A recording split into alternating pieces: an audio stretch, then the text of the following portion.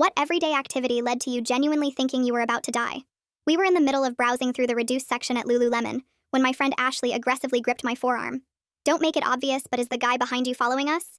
Naturally, I whipped my head around to look and saw a man in a gray hoodie by the store entrance, body angled toward us.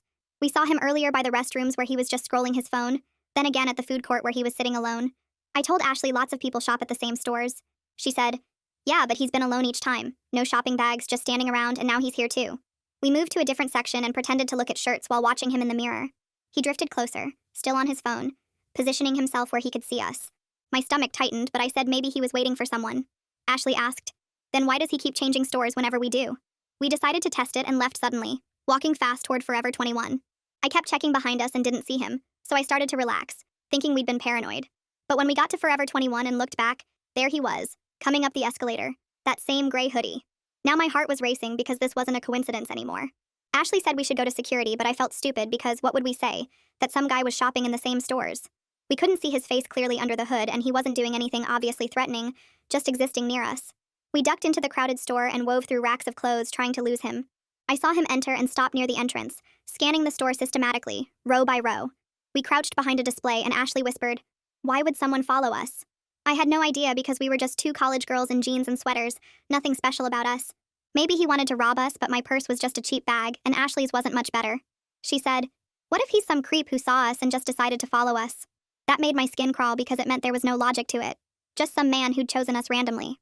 We waited until he moved deeper into the store, then slipped out the side entrance. We speed walked toward the department store, figuring we could cut through to the parking garage. My hands were shaking as I texted my roommate where we were, just in case something happened. Ashley kept looking back and said, "I don't see him. Maybe we lost him." We made it to the department store and started weaving through the makeup counters, past the jewelry, toward the back exit. I was starting to breathe normally again when Ashley froze.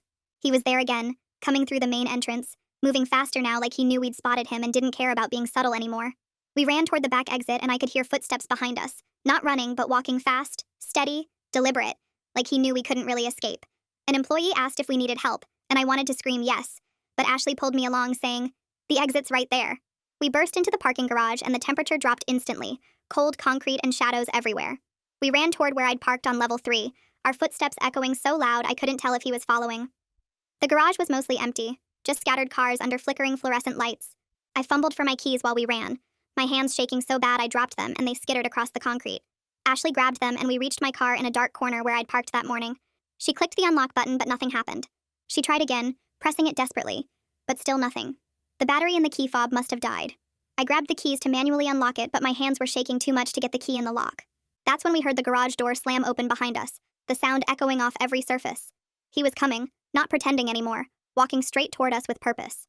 I finally got the key in, but it wouldn't turn, like the lock was jammed or frozen from sitting all day. Ashley was pulling on the door handle frantically saying, "Come on, come on, come on!" He was getting closer, steady footsteps echoing off concrete, and now he was speeding up, almost jogging. I was fighting with the key, trying to force it, and it finally turned but the door wouldn't open. Something was wrong with it, stuck or broken. He was 20 feet away now and I saw him reach into his jacket pocket, pulling something out that glinted under the fluorescent lights. Ashley turned to face him, maybe to scream for help, but the garage was empty, no one to hear us. The lights illuminated his face as his hood fell back and Ashley made this horrible gasping sound, her whole body going rigid. She grabbed my arm so hard her nails dug into my skin, drawing blood. "Oh God," she said, her voice high and terrified. "I know who that is. Run." I didn't need to hear it twice. We bolted from my car, leaving the keys dangling in the lock. Our sneakers slapped against concrete as we sprinted toward the bright green exit sign marking the stairwell. Camden's footsteps pounded behind us, getting louder, closer, faster. Ashley reached the door first and yanked it open so hard it slammed against the wall. We burst through into the stairwell, cold metal railings and concrete steps stretching up and down. I grabbed my phone while we started climbing, my fingers shaking as I tried to dial 911. The screen kept slipping under my sweaty thumb. Ashley was taking the stairs 2 at a time ahead of me. My legs burned, but I pushed harder, hearing the door crash open below us. Camden's breathing echoed off the walls, heavy and determined. The emergency phone box on the landing was smashed, wires hanging out like someone had punched it months ago. No help there. We kept climbing, my lungs screaming for air. Camden slammed through the door below, his footsteps thundering up after us. 3rd floor, 4th floor, then finally the mall level. Ashley shoved the door open and we stumbled out into the bright lights and noise of the main corridor. People everywhere, families with strollers, teenagers hanging out, normal Saturday afternoon shopping. We ran toward the center court, weaving between shoppers who jumped out of our way. A security guard near the fountain saw us coming, his hand already moving to his radio. We practically crashed into him, both of us trying to talk at once. I pointed back at the stairwell door while Ashley gasped something about being chased. The guard stepped forward, positioning himself between us and the door while calling for backup on his radio. Camden appeared in the doorway, stopping when he saw the guard. His hood was down now, face completely visible under the mall lights. He looked normal, just some guy in his 20s with brown hair and stubble. The guard held up his hand toward Camden while speaking into his radio. Camden stood there for a moment, looking past the guard at us. Then he backed away slowly, turned, and walked quickly toward a side exit. The guard stayed with us while more security arrived. My whole body was shaking, so bad I could barely stand. Ashley grabbed my arm to steady me. The guard asked if we were hurt, but neither of us could speak clearly yet. 2 more guards showed up and they walked us to the security office, a small room behind the customer service desk filled with monitors and radios. I finally managed to explain what happened, starting with Lululemon and working through each store. My voice kept cracking, but I got through it. Ashley added details about recognizing him, explaining he was Camden Ward, her TA from biology last year. She said something happened that got him removed from teaching mid-semester, but she didn't know the details. The security supervisor pulled up footage on the monitors, clicking through different camera angles. There was Camden at Lululemon, standing by the entrance exactly like we described. Forever 21, same thing, hovering near us but pretending to look at his phone. The department store, following us through the makeup counters. Then the parking garage footage came up. The supervisor zoomed in on the part where Camden pulled something from his pocket. The metal object caught the light, but the angle made it impossible to tell what it was. Maybe a knife, maybe keys, maybe something else entirely. The supervisor said they needed to call real police since this was beyond mall security. He asked if Camden was a current student, and Ashley said she thought so. Or at least he was last year. The supervisor called campus police since we went to the university. While we waited, I called my roommate with shaking hands. She answered on the second ring, and I told her what happened, that we were safe but at mall security. She wanted to come get us, but I said campus police were coming. 20 minutes later, 2 campus officers arrived. One was Detective Stephen Dubois, who the supervisor seemed to know already. He specialized in stalking cases, apparently. Detective Dubois separated us to take our statements, starting with me in the security office while Ashley waited outside. He asked detailed questions about Camden's behavior, whether I'd seen him before today, any classes we might have together. I told him I'd never seen Camden before Ashley recognized him. He asked about the timeline again, making notes about each store and how long between sightings. Then he brought Ashley in and took her statement. She explained more about Camden being her TA, how several female students complained about inappropriate comments he made during lab. She remembered feeling uncomfortable when he'd stand too close or make weird jokes about dating. She felt guilty now for not reporting it herself back then. Detective Dubois said Camden was removed from his TA position, but stayed enrolled as a student. He asked if Camden had tried contacting her since then. Ashley said no, but now she wondered if he'd been watching her without her knowing. Detective Dubois said he'd drive us back to campus in an unmarked car. He explained they'd issue a campus-wide alert about Camden immediately. He gave us his direct card with his cell number and said a patrol car would check our dorm regularly tonight. We gathered our things while he coordinated with mall security about getting copies of the footage. The ride back to campus felt surreal after everything that happened. Detective Dubois explained the next steps, how we'd need to file formal reports and possibly get restraining orders. He said they'd try to locate Camden tonight for questioning. Ashley and I sat in the back seat, not talking, just processing what happened. My car was still at the mall with the keys in the lock, but that seemed like the least important thing right now. Back at our dorm, Ashley's roommate Bernadette Adams was already waiting with the electric kettle plugged in and 2 fleece blankets draped over her arms. She pulled us both inside and locked the door behind us, sliding the chain lock too before handing us mugs of chamomile tea that burned my fingers through the ceramic. My hands were still shaking, so bad I had to set it down on the desk before I dropped it. Bernadette wrapped the blanket around my shoulders while Ashley collapsed on her bed, staring at the ceiling with her shoes still on. We stayed up until 4 in the morning, Bernadette refilling our tea and bringing graham crackers from her snack drawer, while we went over every detail again and again. I kept checking my phone expecting Camden to somehow text me even though he didn't have my number. Ashley pulled her laptop out and started searching for Camden's social media profiles, finding his Facebook that hadn't been updated in months. The profile picture showed him smiling at some campus event, looking completely normal, not like someone who would follow girls through a mall. Bernadette sat between us on the floor, rubbing Ashley's back when she started crying about how she should have reported him last year when he made those weird comments in lab. None of us slept even after we ran out of things to say, just sat there watching the door and jumping at every sound in the hallway. The next morning my alarm went off for my 8 a.m. class, but I couldn't imagine sitting in a lecture hall pretending everything was normal. Ashley called the Title IX office while I showered, the hot water not helping the exhaustion that made my whole body feel heavy. When I got out, she handed me the phone saying Rosalind English could see us at 10. We walked to the administration building together, Ashley gripping my arm the whole way, both of us scanning every face we passed. The Title IX office was on the 3rd floor, a small room with motivational posters and a box of tissues on every surface.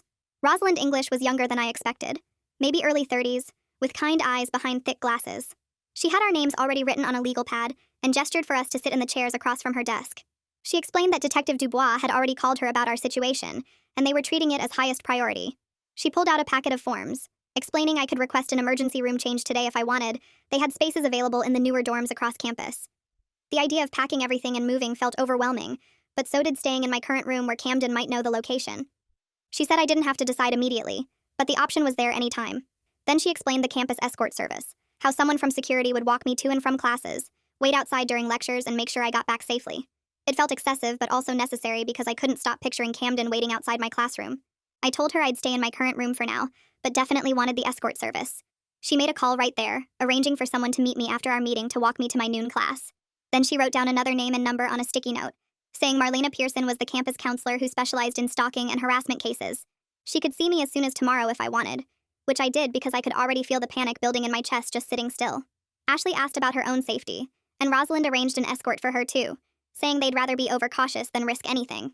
We left with folders full of resources and phone numbers, meeting our escorts in the lobby, 2 campus security officers who looked barely older than us. Mine was named Tyler, and he walked me to my dorm to get my books, then to my economics class, standing outside the door the whole time. I couldn't focus on the lecture at all, just kept watching the door and checking my phone for updates from Detective Dubois. After class, Tyler walked me to the dining hall where I met Ashley and her escort, neither of us eating much of our sandwiches. That afternoon, Detective Dubois called while we were back in my room, saying they needed us to come retrieve my car from the mall with a mechanic present. A campus security SUV picked us up an hour later, driving us back to that same parking garage that now looked even darker in the afternoon light. My car was exactly where we'd left it, the keys still hanging from the driver's door lock. The mechanic, an older man in coveralls, examined the lock carefully with a flashlight, then called Detective Dubois over. He showed him scratches and tool marks around the keyhole, evidence that someone had jammed something inside to prevent it from working. The mechanic had to disassemble part of the door panel to fix it, pulling out tiny metal shavings that Camden must have inserted somehow. Detective Dubois bagged them as evidence while I stood there realizing Camden had planned this, had tampered with my car while we shopped, trapping us in that garage on purpose. The mechanic replaced the lock cylinder and tested it several times before declaring it fixed, but I still felt sick driving it back to campus with the security SUV following behind. That evening, Detective Dubois called again with an update that made my stomach drop. Camden hadn't been at his apartment when they went to question him. His roommate said he hadn't seen him since yesterday morning. They'd flagged his car and put out alerts, but he was technically still a free person since no arrest warrant had been issued yet. Even worse, his student ID still worked for some campus buildings, because he'd been a grad student last semester, and the system hadn't been updated. Dubois said they were fixing that immediately, but it meant Camden could have been on campus any time in the past few months without anyone knowing. I hung up and immediately started typing emails to my 3 professors, attaching the case number Detective Dubois had given me. My hands kept making typos as I explained I needed extensions on assignments due to a serious safety incident, trying to sound professional when really I wanted to scream that I was too scared to think about calculus problems. Within an hour, all 3 had responded with variations of concern and flexibility, saying to take whatever time I needed, but the guilt still sat heavy in my chest. 2 days passed before I finally called my parents, putting it off because I knew how they'd react. My mom answered on the second ring, and I got through maybe 3 sentences before she started crying, then yelling for my dad, then saying they were driving up immediately. They made the 3-hour drive in 2.5 hours, arriving with bags from Home Depot full of door reinforcement locks, window alarms, and 3 cans of pepper spray.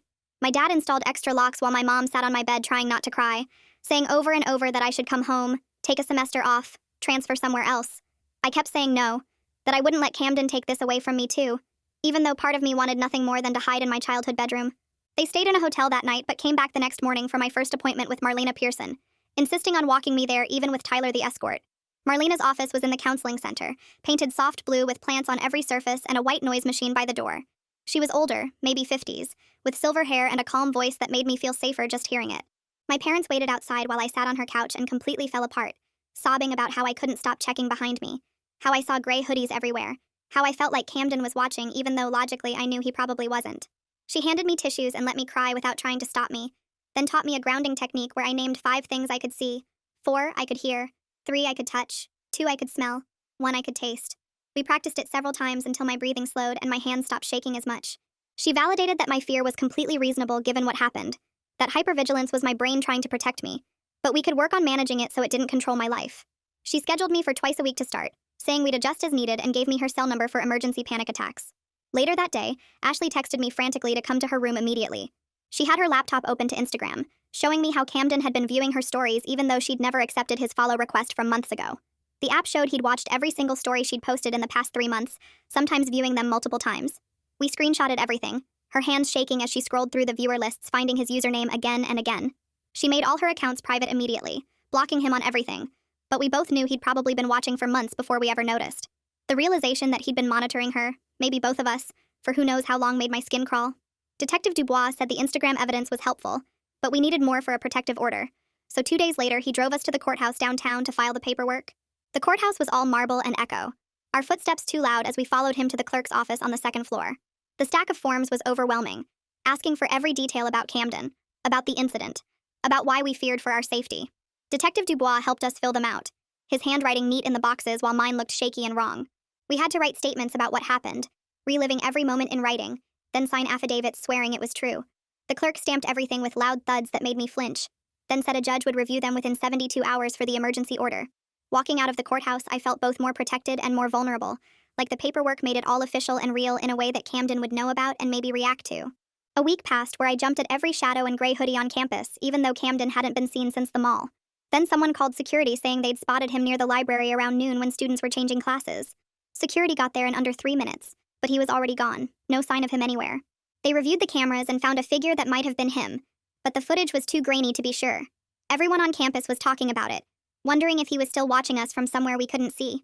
That same afternoon, Detective Dubois called with news that made my stomach drop even more. Dan Fulton, who'd been Camden's roommate last year, had gone through some old boxes in storage and found notebooks Camden left behind. Dan brought them straight to the police station after reading just a few pages because they were that disturbing. The notebooks had detailed notes about female students from the biology class where Camden was a TA. There were pages about Ashley, about her schedule, what she wore, where she sat in class, who she talked to. My name appeared too, even though I'd never taken that class, which meant he'd been watching Ashley and noticed me with her. Dan said there were drawings too, sketches of Ashley from different angles like Camden had been studying her. Detective Dubois said the notebooks were exactly the kind of evidence they needed to build a stronger case. 2 days later, we met Joan Underwood from the district attorney's office in a small conference room downtown. She was younger than I expected, maybe early 30s, with neat brown hair and a firm handshake. She spread out copies of the security footage, the police reports, photos of my tampered car lock, and excerpts from Camden's notebooks. She explained that with all this evidence combined, they had a solid felony stalking case that could put Camden away for real time. Joan walked us through what would happen next, the legal process, what we might have to testify about if it went to trial. Ashley asked if we'd have to be in the same room as Camden, and Joan said yes, but there would be guards and protective measures. The thought of seeing him again made me want to throw up, but Joan said most cases ended in plea deals. She gave us her card and said to call anytime, day or night, if we had questions, or if Camden tried to contact us. After that meeting, I couldn't stick to any routine because I was too scared of being predictable. I took different routes to every class, sometimes doubling back or cutting through buildings I didn't need to use. I ate at random times, sometimes skipping the dining hall completely and just grabbing food from vending machines. Some days I'd study in my room, other days in random empty classrooms, never the library where he'd been seen. The constant vigilance was exhausting and I was barely sleeping, maybe 3 or 4 hours a night. During my session with Marlena, she said this hypervigilance was normal for trauma survivors, that my brain was trying to protect me. She taught me breathing exercises to use when the panic got too bad, but said some caution was actually smart right now.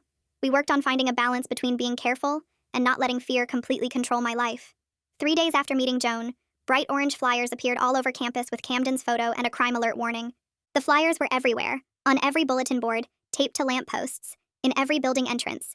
Seeing his face staring at me from every direction made everything feel more real and more public than I wanted. Other students started recognizing me as one of the girls from the alert, and I'd catch them whispering when I walked by. Some people were supportive, but others acted like I was contagious, like Camden might come after them if they got too close to me. Ashley was dealing with the same thing, and we started eating together more just to avoid sitting alone while people stared. Marlena had recommended a support group for stalking survivors that met Thursday evenings in the counseling center basement. Ashley and I went together, both nervous about sharing our story with strangers even though they'd been through similar things. There were 8 other students there, all women, sitting in a circle on uncomfortable plastic chairs. The facilitator had us go around and share if we wanted to. No pressure, just whatever felt right. Hearing their stories was both comforting and horrible because I realized how common this was, how many of us were walking around campus carrying this fear. One girl had been followed by an ex-boyfriend for months, another by a stranger who'd fixated on her at the gym. They talked about the same hypervigilance, the same exhaustion, the same anger at having their lives disrupted by someone else's choices. We didn't solve anything in that first meeting, but it felt good to be around people who understood without having to explain. 2 weeks after the mall incident, my phone rang at 10 p.m. and it was Detective Dubois with the best news I'd heard. Camden had been arrested at his parents' house 3 hours away after they'd convinced him to turn himself in. He was in custody at the county jail awaiting a bail hearing scheduled for 2 days later. I called Ashley immediately and we both cried from relief, even though we knew this wasn't over yet. At the bail hearing, Joan argued hard against releasing Camden, showing the judge the notebooks and explaining the planned nature of his stalking. Camden's lawyer tried to paint him as a troubled young man who needed help, not jail. But Joan wasn't having it. The judge set bail at $50,000 with strict conditions, including GPS ankle monitoring and no contact orders.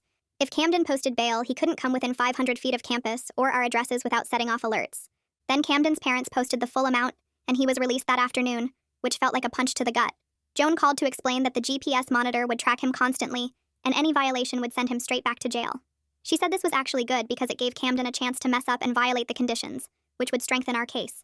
But knowing he was out there, even with a monitor, made my skin crawl, and I went back to checking over my shoulder constantly. I moved through campus like a ghost, scanning every face, unable to relax even knowing about the ankle monitor supposedly protecting us.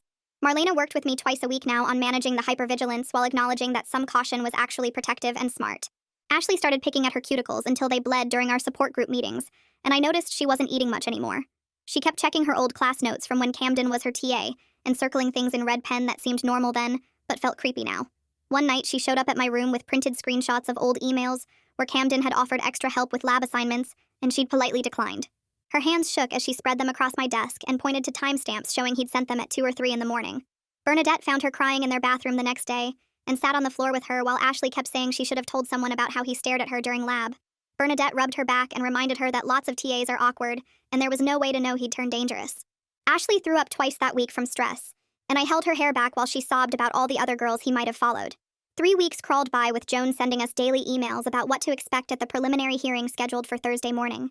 She had us come to her office downtown where she spread out diagrams of the courtroom and pointed to where everyone would sit. She explained the judge would review evidence to decide if there was enough for a real trial, and we wouldn't have to speak. But Camden would be there. My stomach turned over and I had to run to her bathroom where nothing came up but bile.